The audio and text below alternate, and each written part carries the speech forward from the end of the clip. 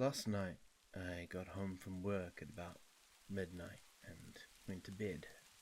I asked my partner to check the door before we went to bed because we live in a council block and I just want to be safe. My flatmate works at a nightclub and she gets back at around 5 or 7 a.m. This night, she got home close to her normal time, but I think she didn't close the door properly. She's done this before, and this is how the intruder got in. I woke up at about 8 a.m. and heard the bathroom door opening and shutting, the toilet seat opening and closing. We don't get on with our other flatmates, and they argue with us whenever we talk to them. So I assumed it was one of them in a bad mood. The thing that really got me panicking was when our bedroom door was opened, and when I said hello, the door quickly shut. It was very frantically opened and closed. When my partner got dressed and went to the kitchen, we heard the front door close. The person had left. Nothing had been taken, but the storage cupboard door was opened and the toilet roll packaging was pulled out into the bathroom floor. Upon speaking with my flatmates, one person was out and the other who came home from work was asleep. So it must have been an intruder. I guess my question is, why would they be opening and shutting stuff in our bathroom? It's really disturbed me.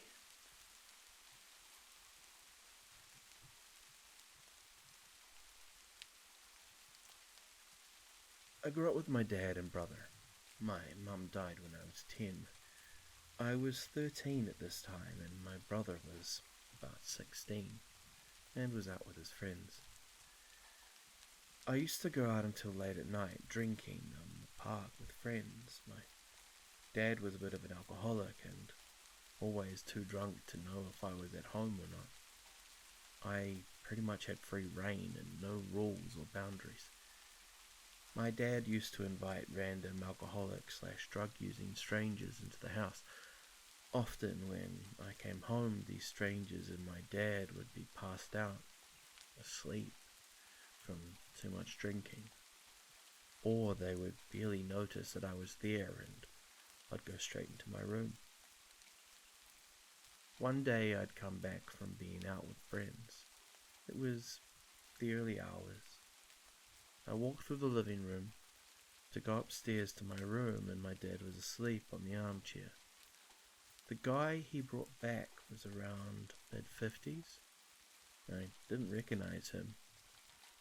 He looked at me and something was off about him.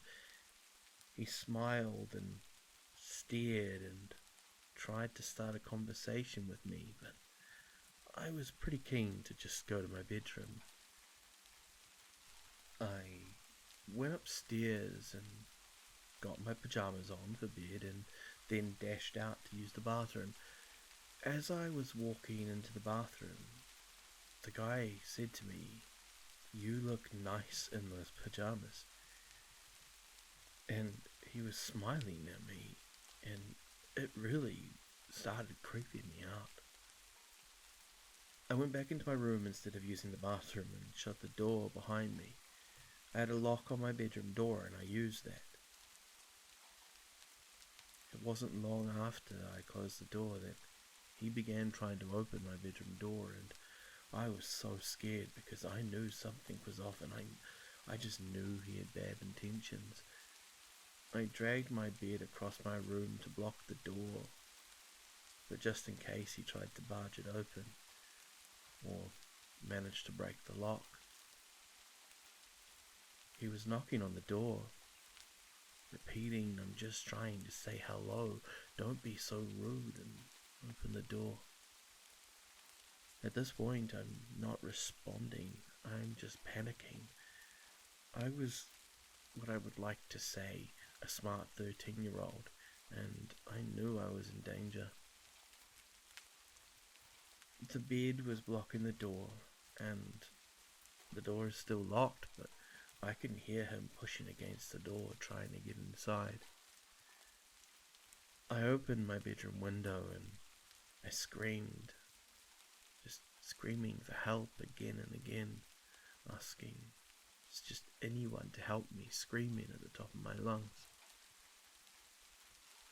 What I later found out was that my neighbor heard me and, knowing my dad was an alcoholic, assumed something had happened to him.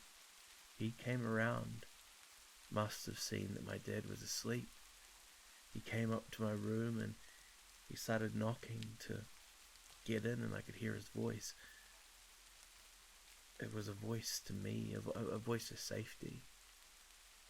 Although I trusted my neighbor, I was so shook that I just sat in the corner of my room in a ball, crying, shaking and panicking. He knocked at the door, trying to open it and push it. It seemed like he was just trying to do anything he could to get in to help, but my bed and the weight of it was just making it impossible.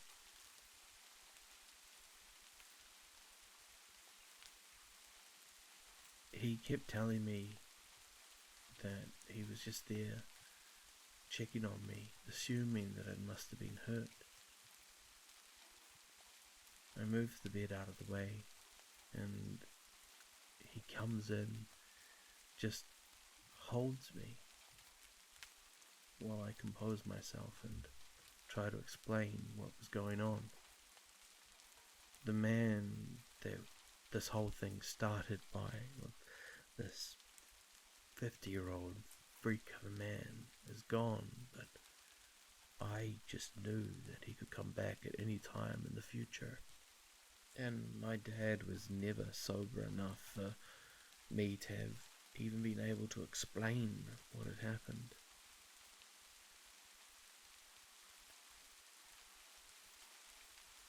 Thankfully, and unfortunately at the same time, this incident was the final straw for the child services, and that was the night I ended up in the foster care system. Edit. Thankfully, I ended up living with my auntie until I was about 16, so thankfully I had it much easier than most others.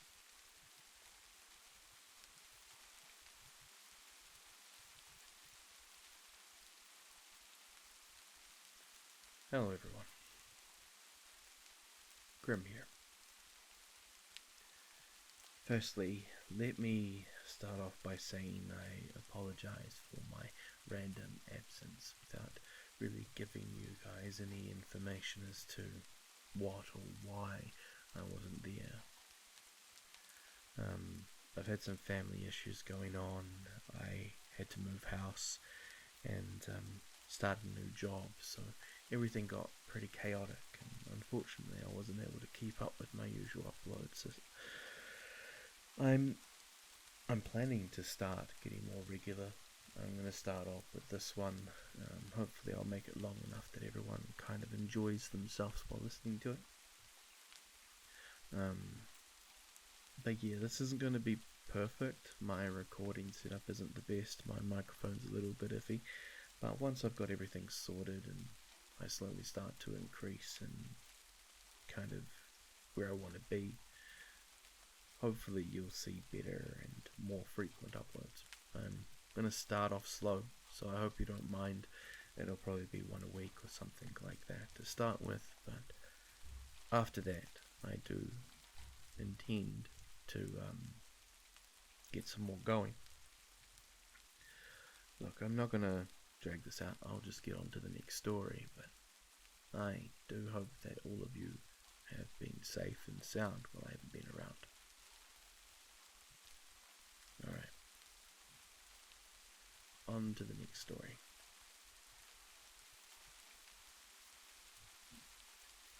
In June 2023, I was on a lot of dating apps and would meet people regularly to have sex.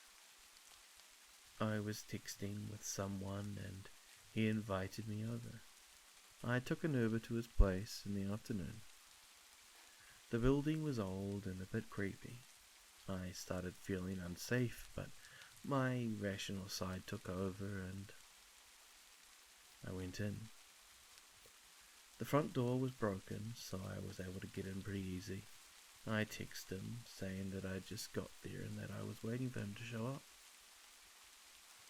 A few minutes later, I knocked and went through to what I thought was his apartment.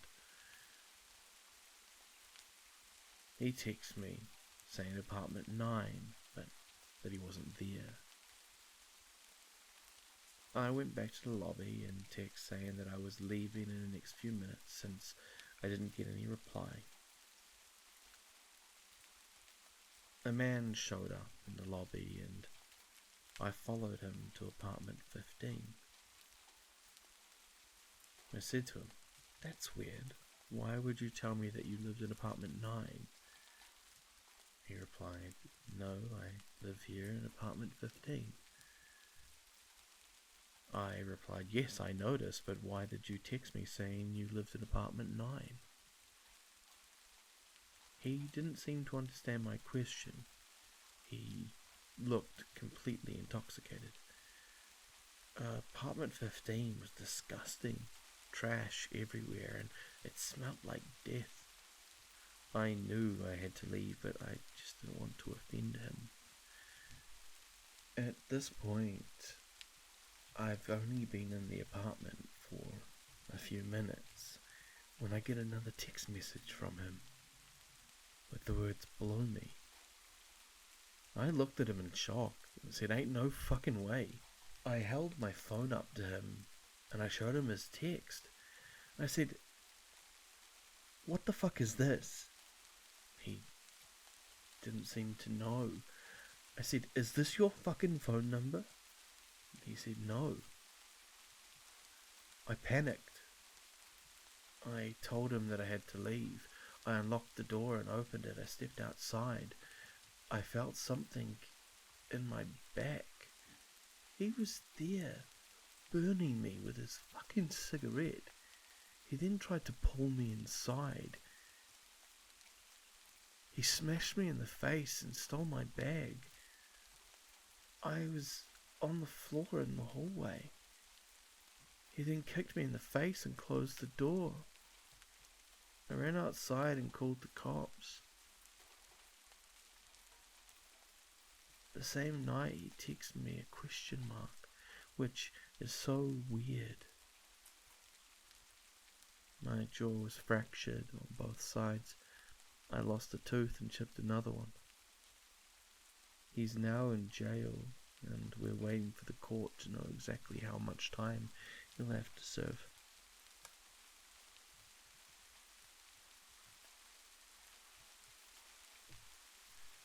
I was almost a victim of a serial killer. About 4 years ago,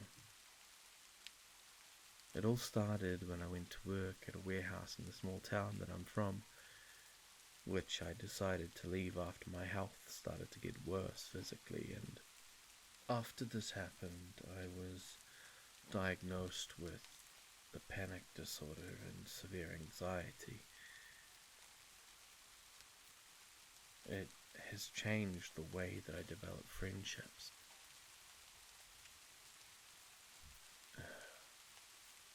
So, let me begin at the start. I started this job on April Fool's Day in 2018 and had no real high expectations for the job. All I wanted was to do my job, get paid and go home. I have 2 children at home and many things I could do there. The job wasn't hard and it made pretty good money for all the duties considered. So I really couldn't complain. I worked the second shift about 5 months and then I went on to day shift. While working on the second shift, I kept to myself mostly until one day I met someone from one of the lines after we struck up a conversation about gaming. To help me keep myself anonymous, we'll just name him JF. Well, JF was a pretty good guy and we had a lot of things in common. After the conversation, I went home and he popped up as a suggested friend on Facebook. So I decided to add him. When I did, we basically started talking immediately, and from there we kind of talked more at work. That was until he suggested that we should hang out. And I mean, to be fair, we did hang out a lot and pretty frequently. We had been friends for about a month at this point, and one day he decided that he was going to introduce me to his partner. She seemed decent at first, super nice, didn't seem to be a judgmental type, so I was cool with her, and from then on, I would hang out with him when my kids were spending time with my mother. One time, we were talking at a restaurant and he started to vent to me, talking about his missus, saying how she was such a bitch sometimes, and how the other day he had forgotten to take out the trash and then she threatened to stab him if he didn't. He made mention that he had never been in a relationship with someone where they had threatened him, but he also pointed out that she had good intentions. When he said it to me, I was concerned, but of course, we had only been friends for a month, so I thought that maybe he was being a bit morbid, joking a little bit, so I chuckled at him. He gave me a pretty serious look and then he said to me that he wasn't joking, that she really did threaten to stab him, and I'll be honest, that really did concern me. Fast forward about 8 months and they're still together. We are still hanging out pretty regularly, forgetting the things that he had told me then. One day we were all talking and he seemed a little off, so I asked him what was wrong. He just looked at me and said nothing and that he was just tired. He didn't have his eyes on me though. He had them on her when I asked that. When we went to work the next day, I asked him again, and he asked if I would promise to keep it between us.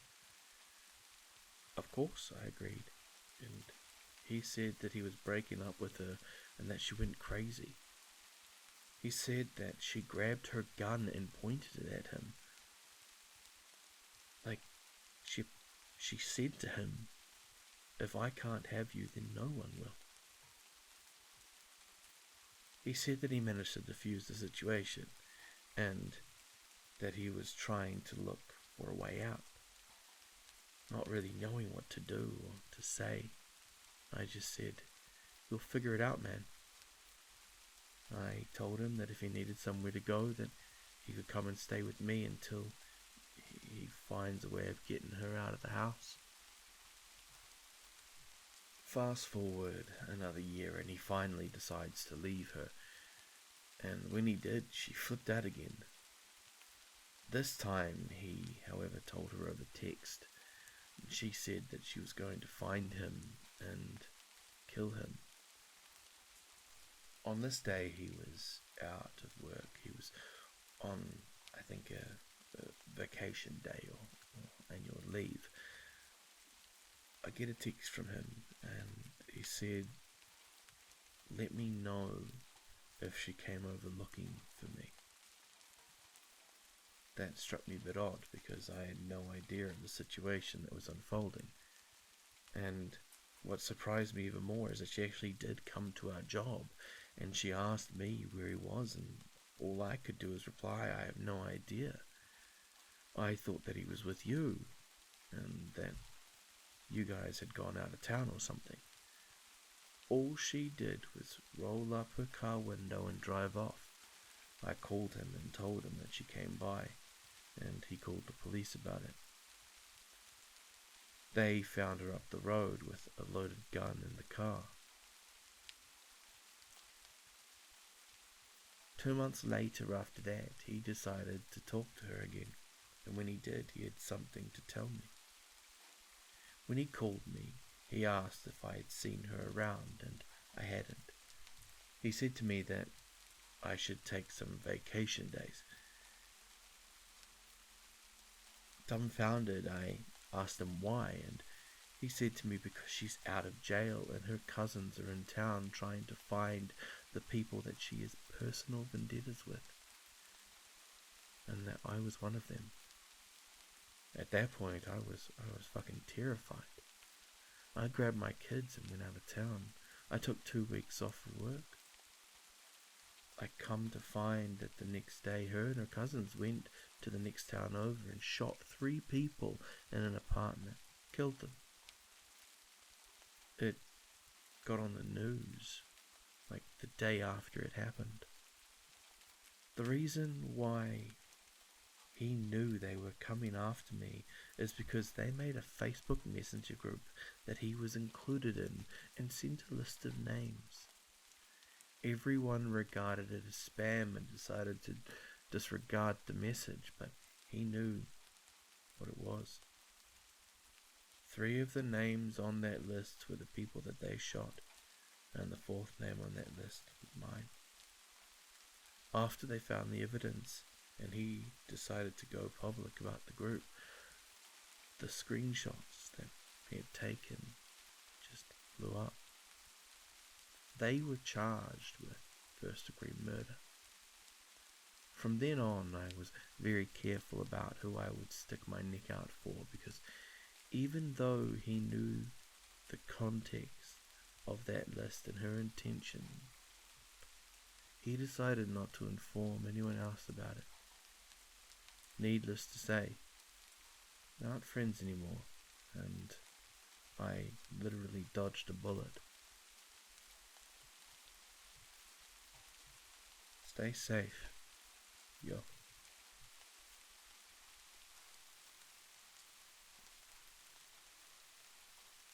This story is something that I think about from time to time, and it really creeps me out. So I decided that I'd write this to get it off my chest. 2, almost 3 years ago, I was about 17.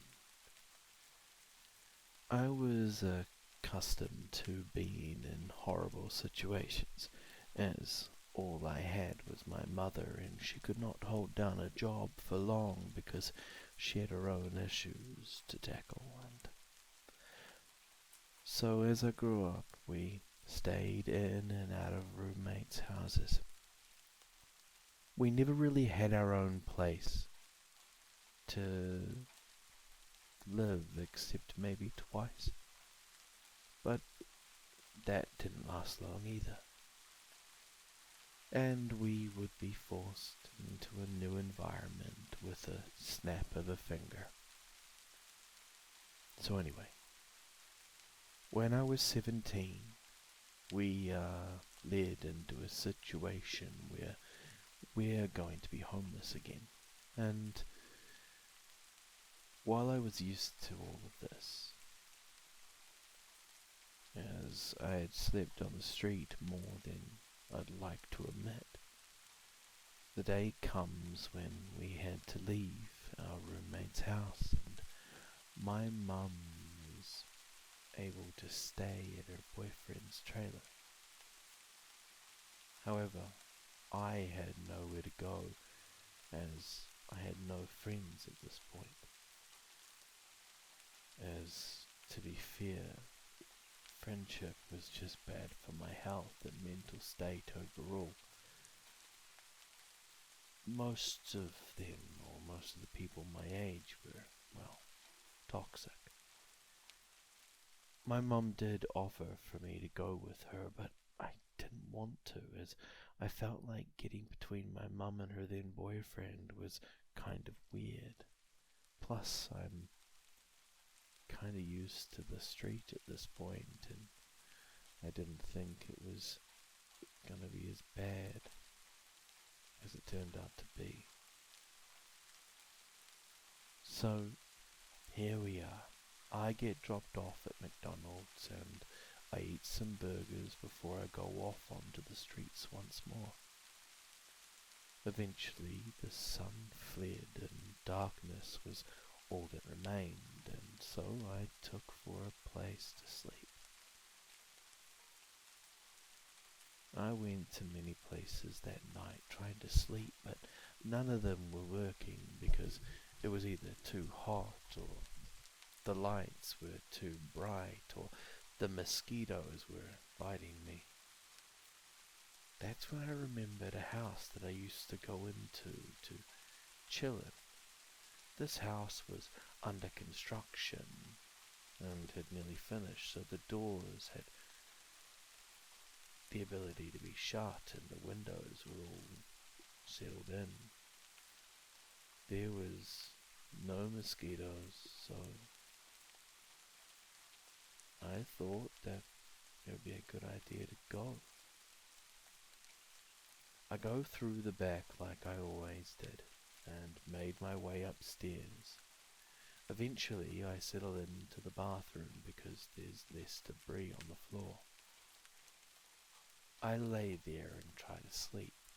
Eventually I hear some sounds from downstairs, but I didn't think much of it. I figured it was the door that I came through swinging open and closed or something.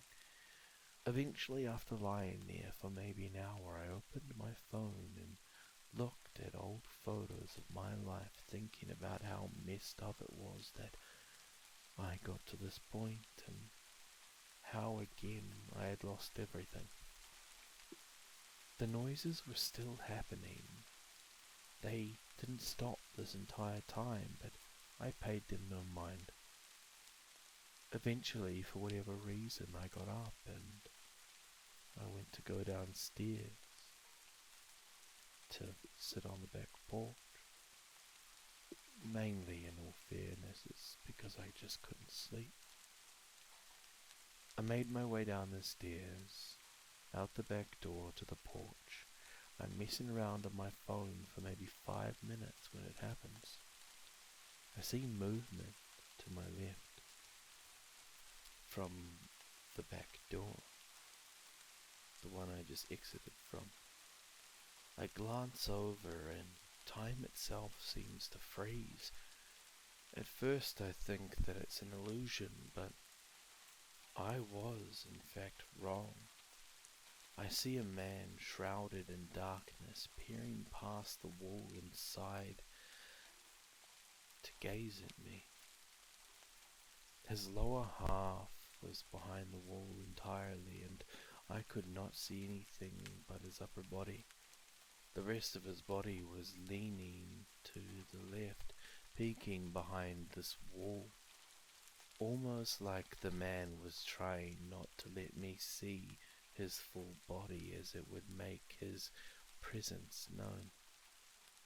The man was a pure black silhouette, and I could not make out any features. After noticing him, I just sat there and stared at him for what seemed like forever, but must have only been like a minute or two.